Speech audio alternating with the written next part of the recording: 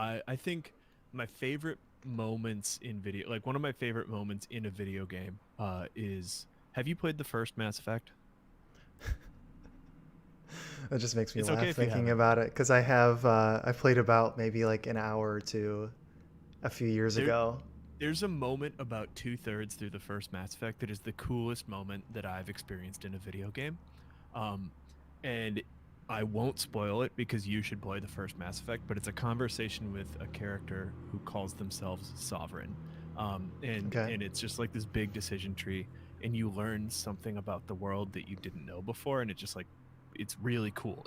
Like the implications of what it is are really interesting and just makes you like want to play more because it's just they've introduced this really interesting aspect.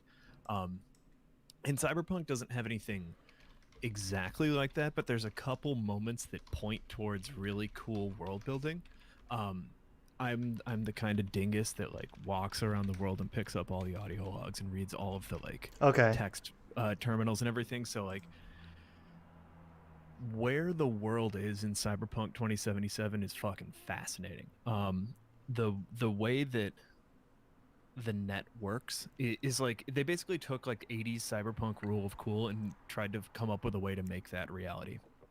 So there's this like rogue AIs are a thing in the world of Cyberpunk 2077, but they're all hidden behind this great firewall called the Black Wall that is like it's the reason that computers aren't like completely interlinked in the way that we conceive of the internet because it's not safe to do that. So every corporation has their own private nets. Mm-hmm. And so like that makes this like this dumb hacking mechanic like you'd seen in an 80s movie kind of make a little bit more sense. And like like America was split apart by like the CIA, the NSA, and the FBI, and became like a bunch of corporate nation states, and that's sort of like an interesting world to take place in. It's That then there's is. also things, yeah, there's also things like so like stuff like that. The window dressing of the world is really cool. The way the world looks is completely consistent with that too. I think there's problems in the way that the world works. If you're expecting it to be Grand Theft Auto, the way that like the police work is kind of stupid. The AI kind of doesn't work. The AI kind of can't drive.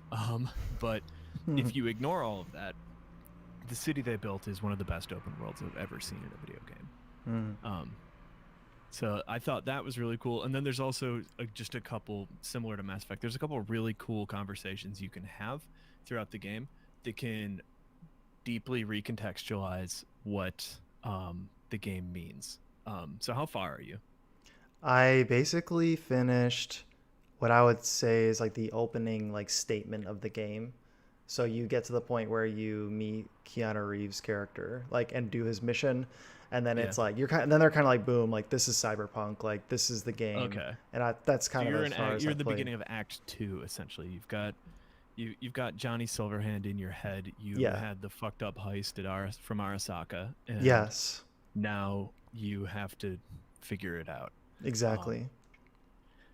so all the cool stuff you haven't seen yet. There's there you get to speak to an AI at one point. You have a conversation with a scientist who created the relic, which is that chip that's in your head that's able to like hold constructs of human beings. And he just point blank asks you, and this can all happen very differently depending on the choices you make. But at one point, he just asks you, like, "Are you really you? Like, you're acting like Johnny Silverhand. Isn't it?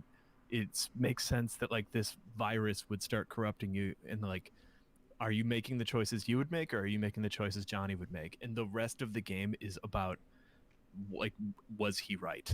Depending on the way you play it out, like it can turn out that like even if you retain what could be considered V being V, it's always an open question whether or not it's really V. Mm-hmm. And so that's that there's that like echoes in a couple ways throughout the story. There's a bunch of side stories that I think are handled incredibly well in the game. All the characters you meet, it's not like in Mass Effect where it's like a talk to person. They have personal mission. They ask you to do thing, and then they like you more. In Cyberpunk, someone will just text you for help, and you can help them or not help them. And there's no like quest to find. It just sort of like things happen to you, which I think is really interesting. It's a little weird because the act that you're starting right now, Act Two, Mm-hmm. is like 95% of the game. Um, Okay. Act Three, like the final act, there's like a point of no return, and it warns you. It's like if past this point, like you can't go back and redo side quests. That'll take like 3 or 4 hours. But the middle part you can spend 60 or 70 hours on if you want, or you can spend 10 hours in it if you want. Which is part of why people were pretty upset with the game, is that it's not all that long if you just play the main story. Okay. Man, that's a lot to unpack. I'm Yeah. so I don't know which way you want to go with this. I don't know if like mhm. if what you want me to talk about Cyberpunk wise. There's like cool mechanic stuff too, but I've been pretty boring in the way that I've built out my characters. But That's fine. I mean, yeah, I just want to, there are a couple of areas that I want to touch on. I will say hello to Love Frosting, who's in the Twitch chat. So he's saying that he beat the game and wished the game had an online mode, but it is currently in development, and that he loves the tarot cards part of the game. yeah, that's interesting. There's like a it's basically a fetch quest, but they contextualize it in an interesting way. I did You not see get to that part. crazy art on walls, um, and you can talk to a character about it, and she reads your fortune with tarot, and you're finding like tarot cards painted in the city. Yeah, I'm just thinking about like some of the things that I've been noticing about the game. Um, I think that the overall like the world is just really cool. I think it's very well thought out. Like it's not a half baked idea. Like this is a very much like interesting and like setup. Like you said before, Yeah, if you read like what do you call them, the little pieces of content like drip throughout the yeah. map, like the data cards and stuff. Like I know in BioWare games that's a huge thing. This definitely feels like a like the prestige TV version of a BioWare game. Like this is like the HBO like big budget BioWare game. In a lot of ways, which is funny because it's a buggy mess. If you especially if you played it on PlayStation 4, but at its best, this game is doing the things that BioWare did, but it's taking away the like the cliche gaminess of it and turning it into what feels like just a cool TV show. um, and sometimes it succeeds better than others. There's specific like paths you can explore with some side characters that you can like obviously see, like here is where you decide whether or not to romance this person, and then they only wrote so much dialogue so that person like acts kind of flirty with you no matter what. There's specifically a guy you meet that is coded to only be interested in female V's, but no matter what, the missions you do with him feel really really flirty, and it's very like unusual if you're not playing your character in a way that like interacts with him in that way, because you can respond in ways that are like completely not responding to like his advances, and it's still just like because there wasn't enough content, it just his name's River. If it, you'll just like you'll end up like his interactions feel weird. Well, that can happen in But real life too.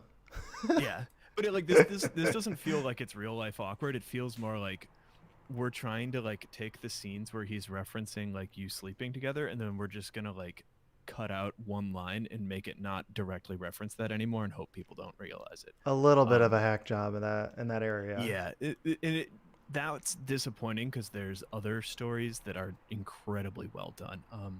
You'll meet two characters, Pan Am and Judy, and both of their side stories are very, very well written. I think Judy's is like better than most video games, most RPGs at least. Hmm. It's interesting. So I did want to talk about a few other aspects of the game too. I want to.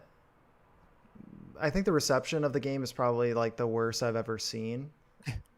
Yeah, people are mad. Yeah, and I just I don't know.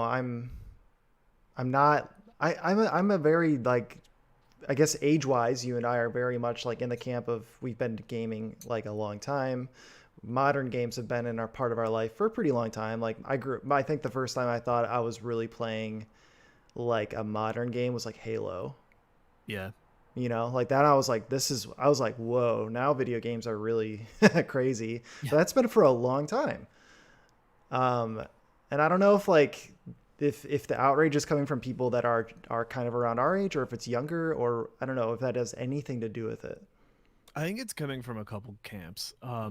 I mean, there's people that just had Cyberpunk in their heads as this is going to be the end all be all video game to end all RPGs, and like The Witcher 3 was a big deal, but CD Projekt Red is still like a Eastern European developer that used to make buggy messes that were cult classics in spite of themselves. Like the first two Witcher games were great, but very broken.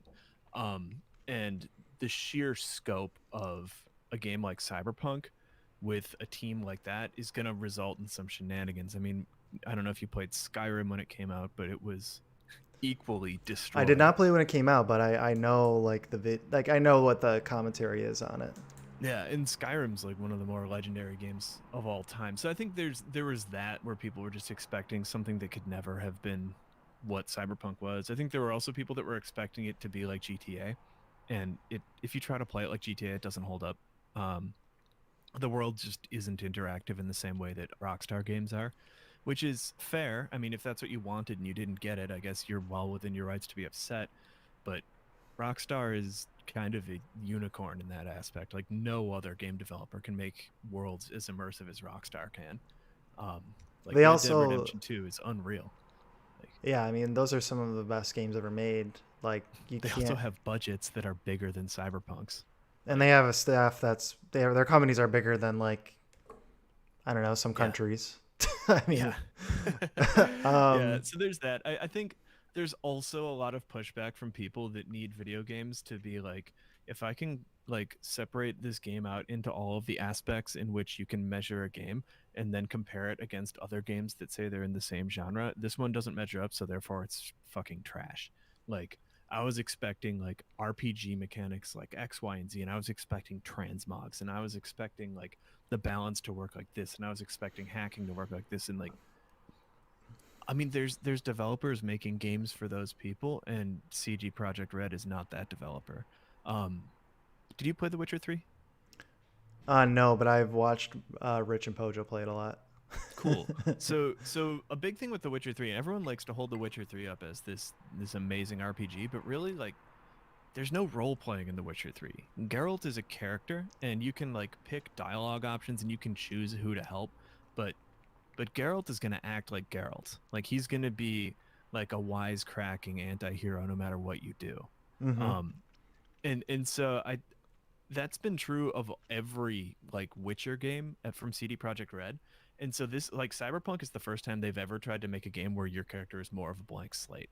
Mm. Um and I think they did a really good job with the writing aspect of that, but it's just like it's just another one of those like examples of like this game was made by a team that was biting off like many orders of magnitude more than they can chew, and I love it because it's trying to do everything, but I don't know, I avoided most pre-release content, and I think that helped because people were expecting Cyberpunk to be like the second coming of Jesus Christ, and I don't think it was ever going to stand a chance of being that.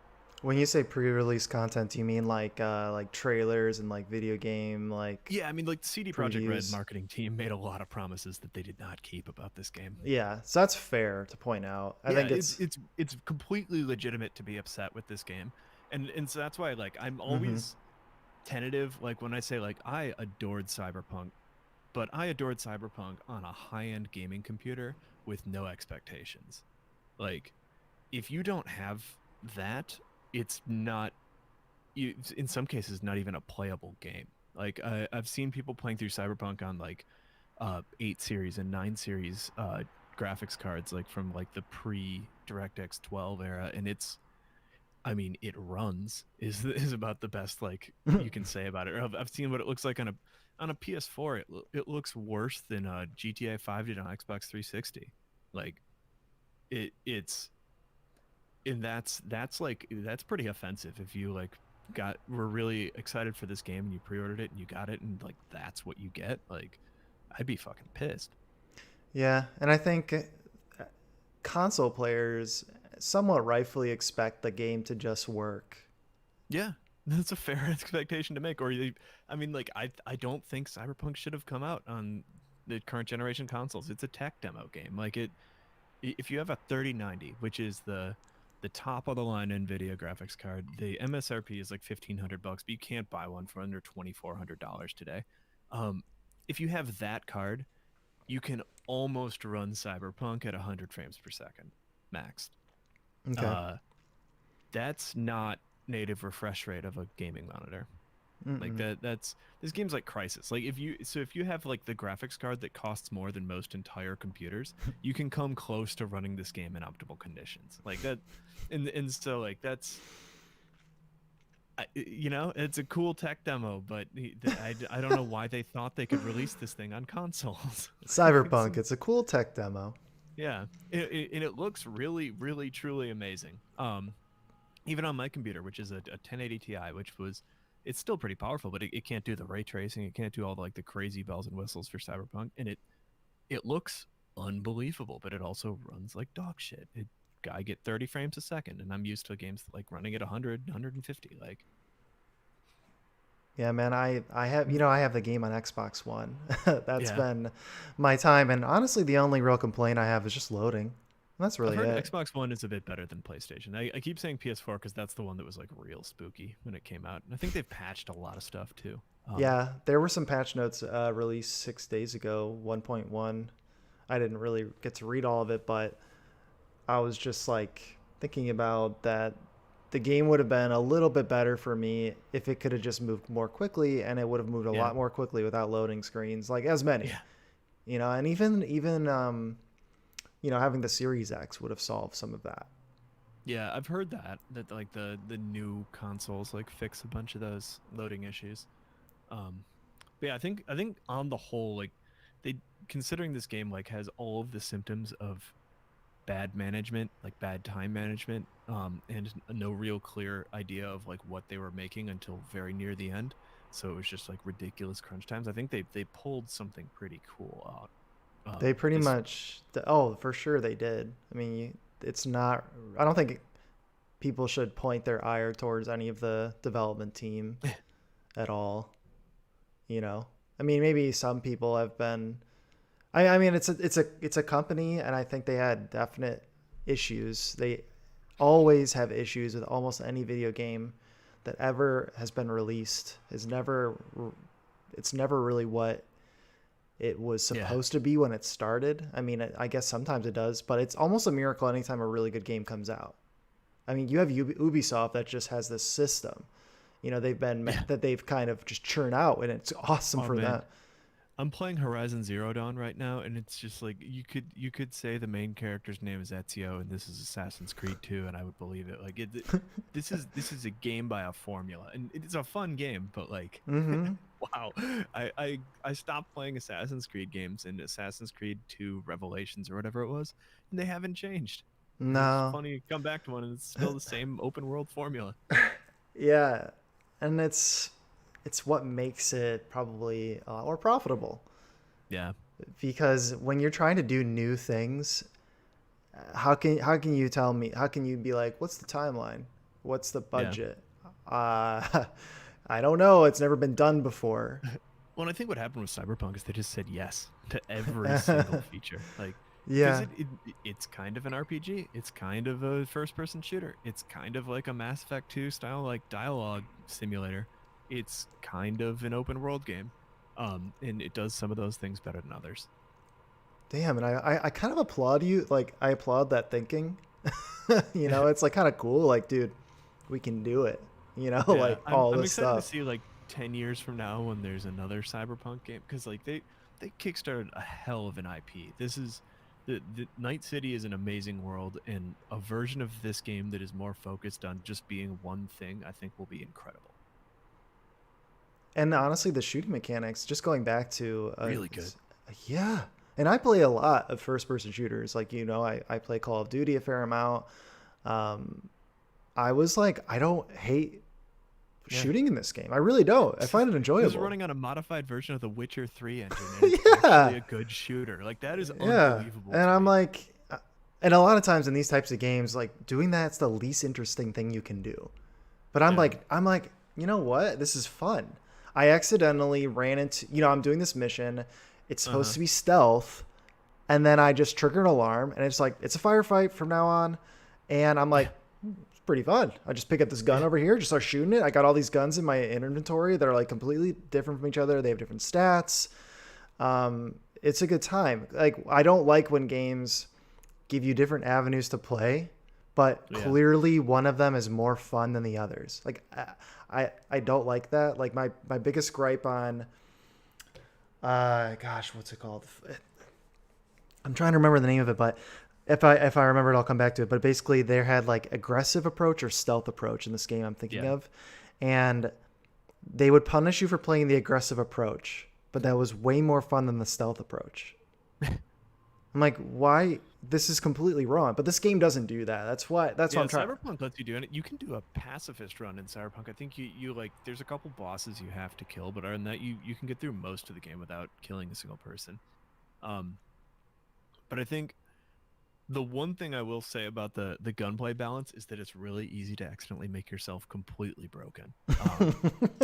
In a fun way, but like you eventually get I'm sure anyone who's beaten Cyberpunk will know the sniper rifle that you get like after a certain quest chain that it's an intervention or it's the Cyberpunk version of an intervention, a Shytac intervention. So it's like a 20 millimeter anti-tank sniper rifle that has an integrated silencer, so it gets the damage multiplier of a revolver.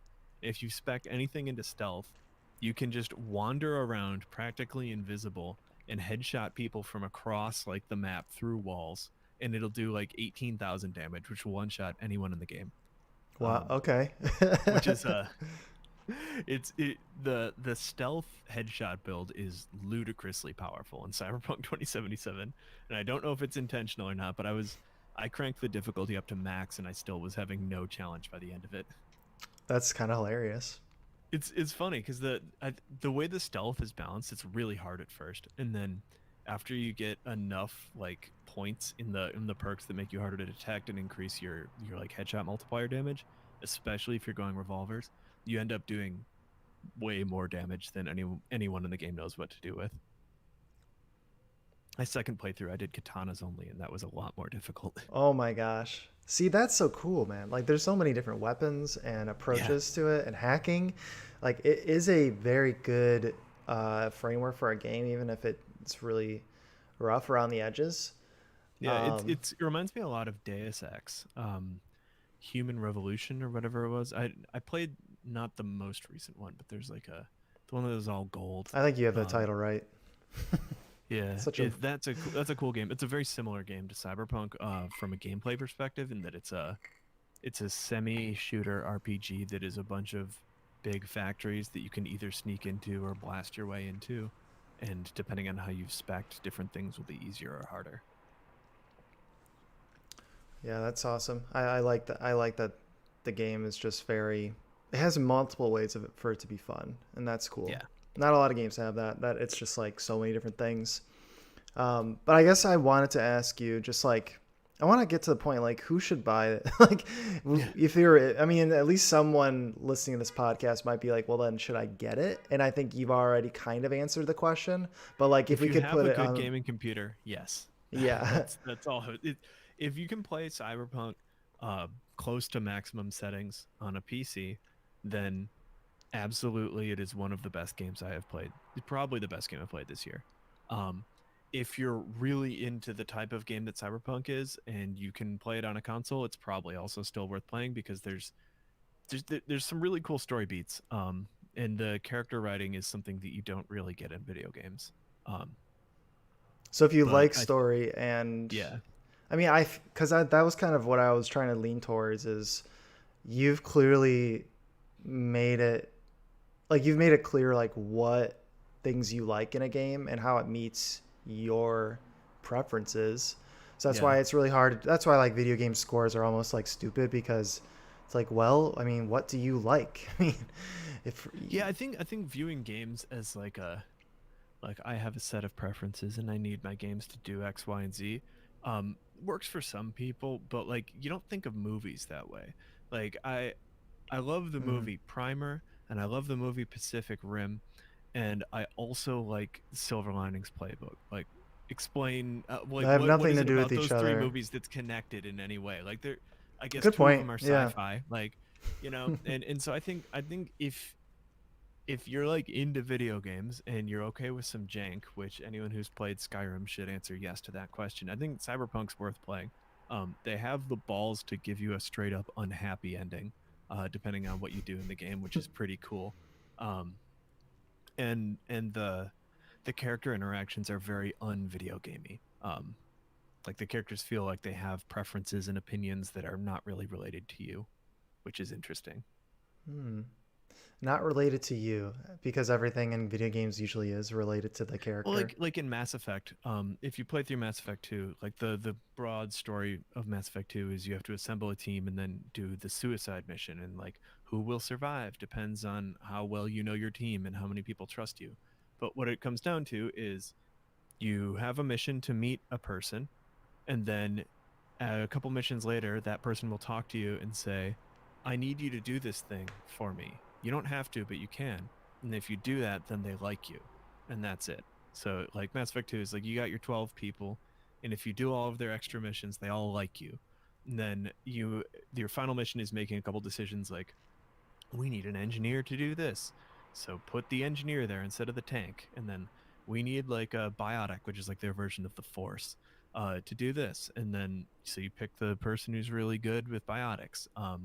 And that's cool. I mean, it's a good story, but like when you look at it, like it's clearly just like a bunch of if cases. Whereas in Cyberpunk, Mm-hmm. they wrote like a bunch of interesting character stories, and you can like voice your opinion to these people, and like you get to make choices, sure, but like it's much less like I was nice to you, so you have to like me now. There's at least one character side story that actually ends really poorly if you end up doing what the person wants you to do.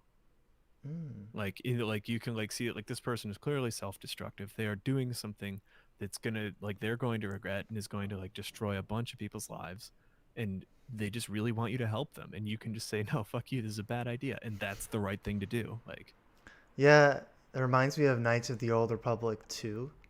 mm-hmm, There's a character that I think his name's actually I don't I might be Aiden or something like that. He's absolutely a bad person, but it's like you act as his therapist though to extract all the information in a very manipulative fashion.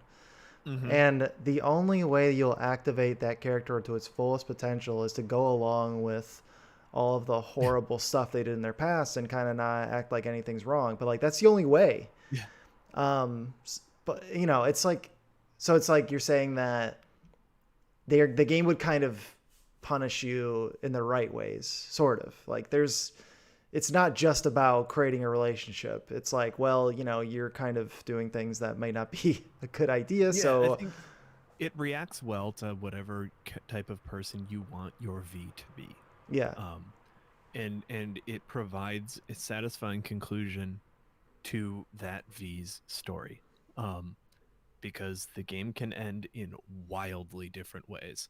The big part of the reason that Act 3 is only 4 to 6 hours long is because depending on what you pick, you will get like three different, completely distinct Act 3s. They don't share assets or maps or levels at all. They are entirely different. Whoa. That's Um, crazy. yeah. And I think I don't know, like I don't know if people didn't realize this or if they did and they just didn't like realize how crazy that is, but like the entire final mission of the game can play out three completely different ways, and those three different ways end in a choice that is all meaningfully different for each of those three and ends the game completely different depending on the choice you make. And then there's a fourth one that's like the secret ending that I read what it is. I haven't done it because I didn't have a save game to go like all the way back and make all of the perfect choices. It's really difficult to get, but Jeez.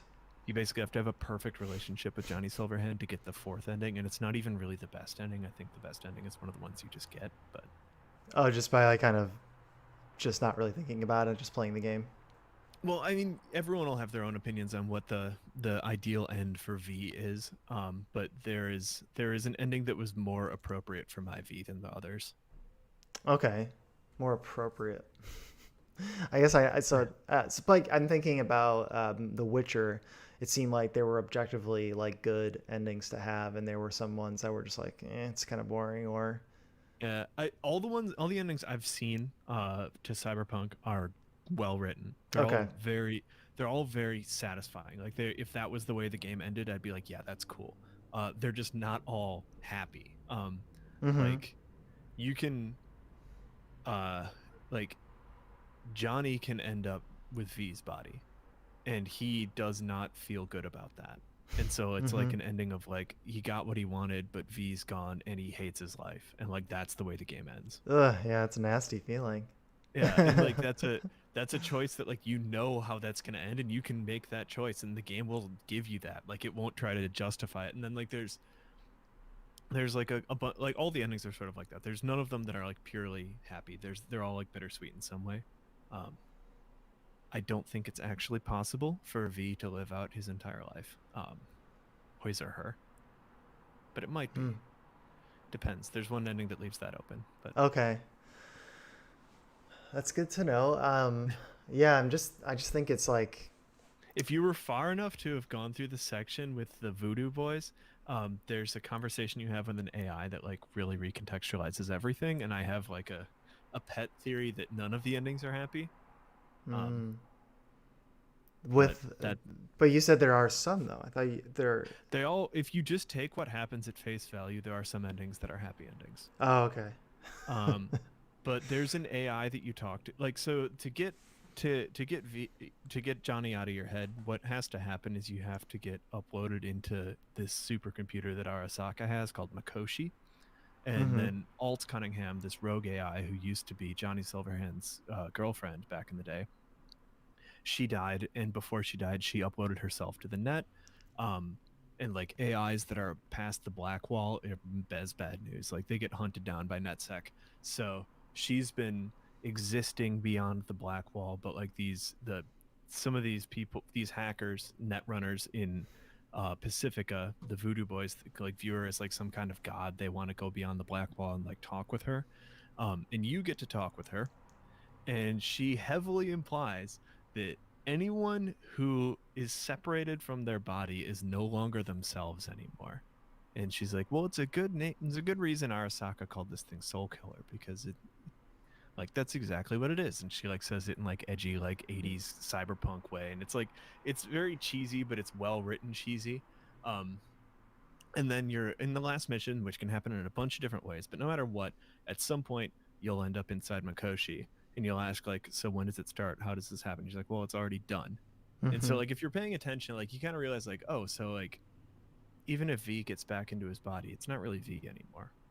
Mm. um and maybe like it never was, because all Johnny wanted was to get separated from this. So maybe it really was like the visual filters and all this, like maybe it was just Johnny this whole time, and you're just playing this video game because it's like it's kind of meta, right? Like you're playing the video game, you're controlling V, and a bunch of people are telling him this whole time that he's not really himself. So what is going on here?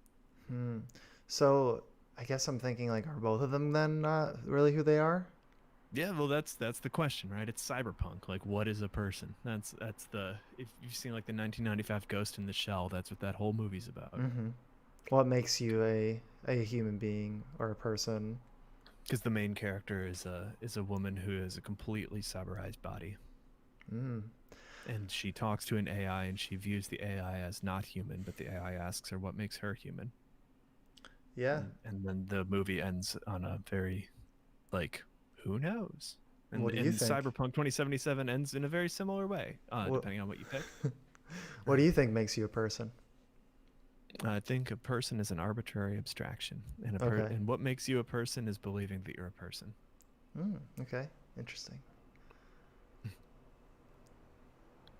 I think to me a person is a combination. It's like you have to have a like you have to be, you can't just be a body. You can't just be your mind.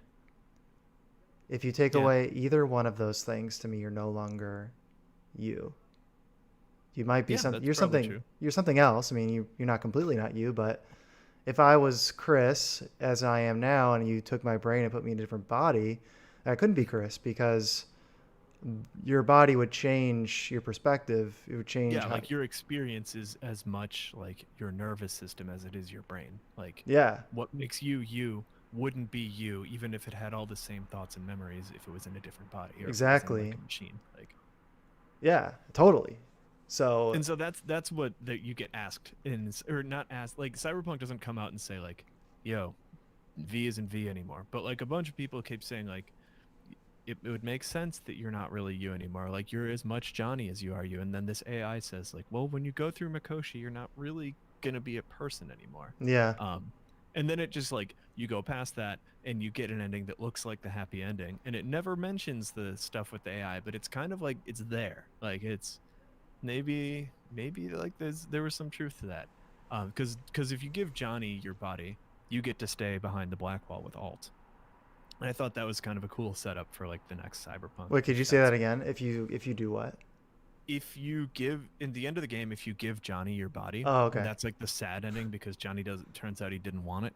Um, but you like the construct that made that choice gets to live beyond the black wall, which is like where the AIs are. Whoa. Um, Alt takes you as part of herself. Her name is Alt Cunningham, which is a Okay. very cyberpunk name, but Because it's like it's now that like consciousness is just it's our relationship in this time frame is completely different now in the cyberpunk world. yeah, That's crazy. I like it. I like that game makes you think because it's a lot of games it's don't do really that. cool. It's I would think that it's just like dumb window dressing in any other game, but the rest of the cyberpunk is written so well that it has to be intentional. And it's just it's fun. It's written like what I wanted Mass Effect 3 to be written like, because there's a bunch of cool stuff happening in Mass Effect 2. There's like hinting at this like interesting like dark matter like plot, which is why the Reapers exist, and they just ignored all of that in the third one and just made it like big dumb action movie. And it was good big dumb action movie, but it was big dumb action movie. Um and Cyberpunk doesn't seem to want to do that. Like all the best moments in the game are like little quiet moments. You and then like the brain dances are a cool mechanic. You get to see a bunch of really fucked up stuff. It's an incredibly edgy video game, but It is indeed. I'm here for it. Yeah, I think yeah, I'm here for it too. I do think it's like really hard to. I think it's very hard to have good writing in video games. I think you can have. Yeah. I mean, I think there's a good reason why a lot of video games don't have good writing. I just am convinced that they're not hiring probably bad writers. Like, I really, I mean, some of them are, like clearly some video games are, but like a lot of these games, I feel like they just don't end up being what they were because it's not just like the writer doesn't have complete control. It's not about, Yeah, and I think there's a lot of unique struggles to writing in video games because it's it's so much more expensive to make a video game than it is to make a movie or write a book. And a yeah, lot of people play video games for a lot of different reasons. So if you want to make like a massive budget video game with really good writing, you're pretty limited in what you can do because like artsy stuff that's got to be like a one man team. Like there's cool writing in video games, but it's all like it's like Undertale, and it's like I'm trying to think of other like weird little indie game. Like Near Automata is a really cool game that's just like a bunch of philosophy references. Uh, whole game's just about eternal recurrence, but like that's because it's made by one crazy Japanese dude who like got Square Enix to sign a blank check for him. Like one you're not gonna single get that in like vision. yeah. For better and for worse. If you play the other Near games, the Drakengard games, they are messes. Some of the Drakengard 3 is a completely just unfun to play game, but it's cool. Yeah. So yeah, and this is what this game wasn't just an indie title. It was Yeah, obviously much bigger than that. yeah. This game, the writing reminds me a lot of Rockstar, which is funny because people are comparing it to Rockstar in a bad way. But it's got the same like this is a smart game written not like in a video gamey way. Yeah. GTA 5 felt like that. GTA 5 was like a good like a good TV show. And it just got GTA 5 was a little corny when you just had to kill a ton of people because it didn't feel like something those characters would do. And Cyberpunk falls apart where the open world like isn't as good as it would be in a Rockstar game, but I feel like between the two of them there's something there. Neither, yeah, there's something to that, and that could be a good thing. I think. I mean, people still quote those games like in a kind of a meme fashion sometimes, but Yeah. I mean, people remember like the stories from those Yeah. games, not just like Yeah. driving around and shooting things, although that's pretty fun. I think San Andreas is like one of the most fondly remembered video games for people our age. I don't know if it was just because it was like the edgy M-rated game, like right when we were playing M-rated games for the first time, or what. But like everyone I know our age loves San Andreas. You've hit it on the nail on the head. I love that game. I mean, my memories of it. I don't know if I want to go Yeah, back and no, play I'm it, exactly but the same way. I wasn't allowed to have it. I would go over to my cousin's house and just play it until 4 a.m. every time I got the chance because it was like it was the Grand Theft Auto game. Like hot coffee was the thing. Like my parents were all scared about it, but it was such a great game. all the parents were so scared, which made it even Yeah, cooler, man. You have to admit. yeah. My grandma had a van and she lived in Florida, but every time she would come to visit, she had a PS2 in her van with a TV and had Grand Theft Auto 3 in it. And That's amazing. I would go out in the van in the front yard and I would just say, "Grandma, can I go play?" And I would just go Hell in the yeah. van and just play as long as I could, even though like the game she had no save cartridges, so the game could never save. So every time I played Grand Theft Auto 3, I would have to play from the beginning every single time. So I know the beginning really well. Hell yeah. Yeah, I know. I actually didn't play three a ton. I think Vice City was the first Grand Theft Auto game I played a bunch of. Yeah, it was good. I've never beaten one because unfortunately I don't like the way Rockstar does like game mechanics. I love everything about their games except for actually playing them. Same reason I couldn't make it through Red Dead, any of the Red Dead games, because it's just like I don't want to make a campsite and watch a 30-second animation just to save my game. Like That's why I haven't beaten it. I want to hit F11. I I think that's why I haven't beaten it. Like I'm like it's beautiful, but well, it's getting late. I don't know. Like, do I want to play like a half hour and have a blast playing PUBG, or do I want to like wind up for a half hour and then finally get into the game and then have to turn it off? Yeah, I think you should see through one playthrough of Cyberpunk. It's worth it. The game it's paced real weird, but I don't think you need to do all of the side content. I mean that a lot of that's the best stuff, but I think there's just like it's worth seeing the way that they tie together a bunch of different character stories and just how much your choices actually do matter, which is pretty cool.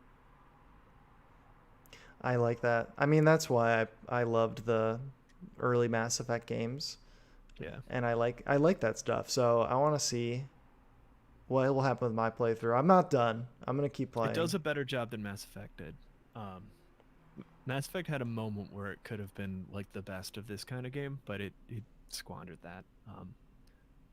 Mass Effect 1 is still magical though. You should also get to the point where you have the conversation with that character because I can't spoil that. That's just it's if you like sci-fi at all, it's one of the coolest oh shit moments in any sci-fi story. I like sci-fi.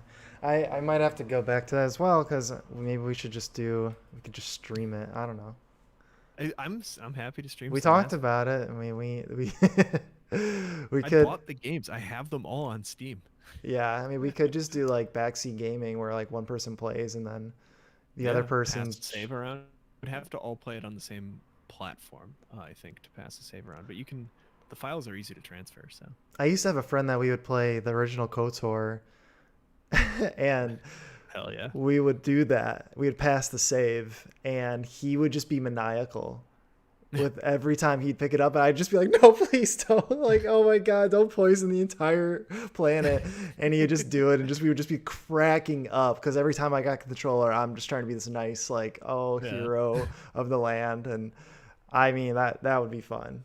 So Do you ever play Dragon Age?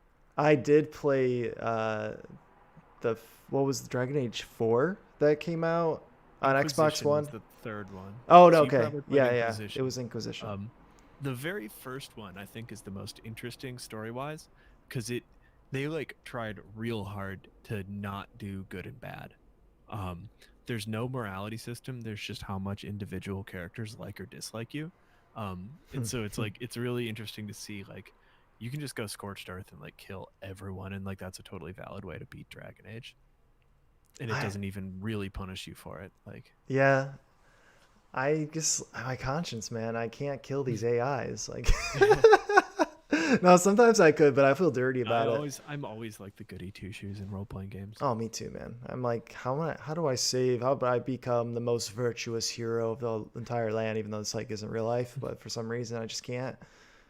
There's the two things that are guaranteed is if there's a morality system, I'm always gonna pick the good choice. And if there's anything like a charisma stat that unlocks new dialogue options, that's the first thing I'm gonna max every single time, even if it's not like worth doing. I don't I need to like get away from Yeah, that, but like I kind of in the same way because it's like, well, okay, fighting in this game is pretty fun, but it's just like you don't get to see what else could have happened.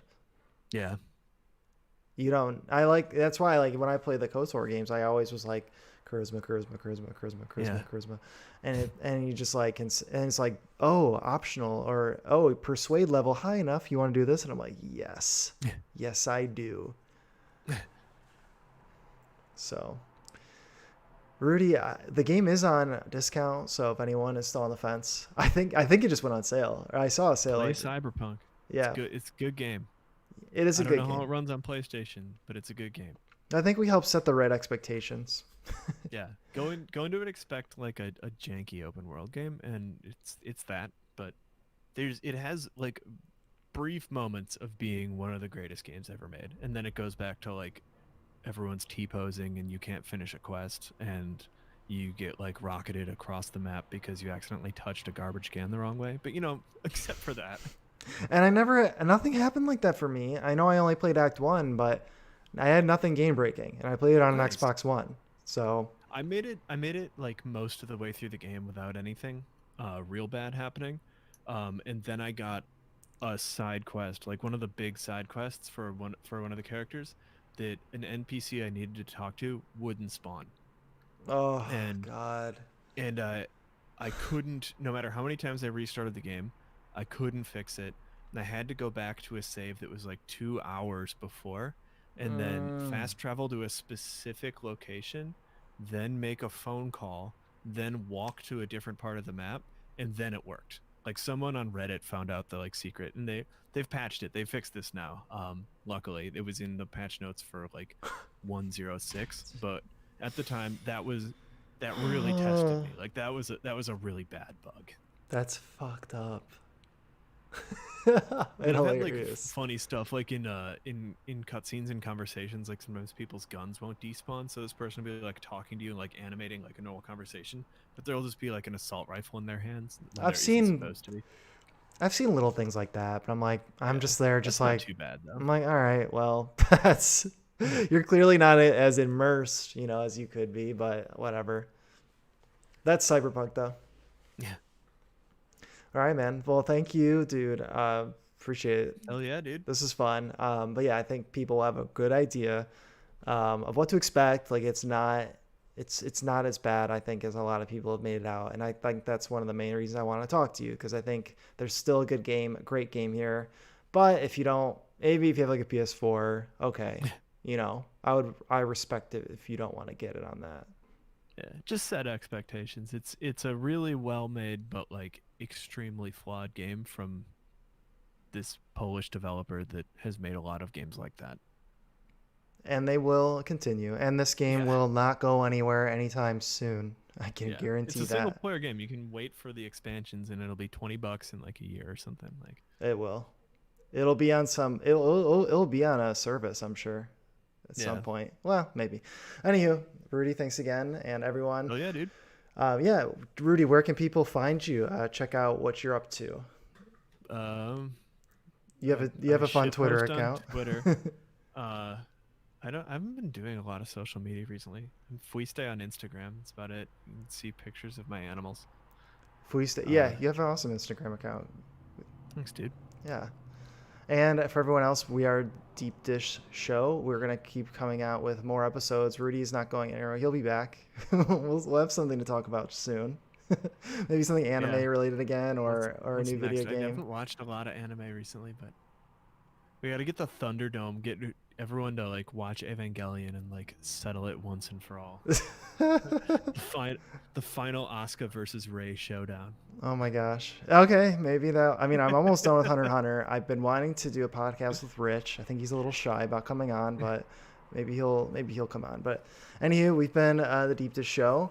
You can find us on Twitter and Facebook, and also Spotify, and pretty much anywhere else you can get podcasts. So thank you, everyone, and we will catch you next time. Hell yeah.